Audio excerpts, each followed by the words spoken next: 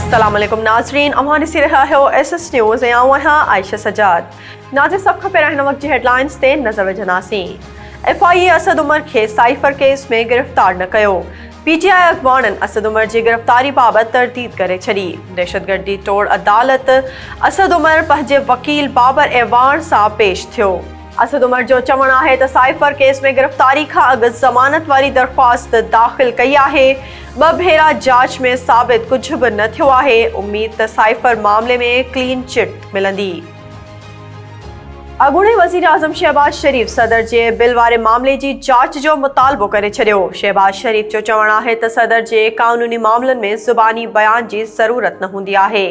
सदर जंहिं बिल खे चेक कंदो आहे उन ते सही बि कंदो आहे। सदर आरिफ अलवी खे बिल जे बयान बाबति जवाबु ॾियणो पवंदो। दरियाए सतलज में हेड सलेमान की वटि वॾी ॿोॾि बरक़रार। ज़िला बहावल नगर जी इंतज़ामिया नुक़सान जो ख़दशो ज़ाहिर करे छॾियो। दरिया जे किनारे ते वेठल माण्हुनि जे लॾ पलाण जारी। केतिराई ॻोठ ख़ाली कराया विया। बहावलपुर में ॿोॾि जे ख़तरे सबबि माण्हुनि जे महफ़ूज़ हंधनि ॾांहुं मुंतक़िली जो सिलसिलो जारी। पाकपतन में ॿोॾि सबबि तालीमी सरगर्मियूं मुअत्तल कयूं वयूं। मौसमियात खाते अरबा खां मुल्क में वधीक मानसून बरसातुनि जी अॻकथी करे छॾी।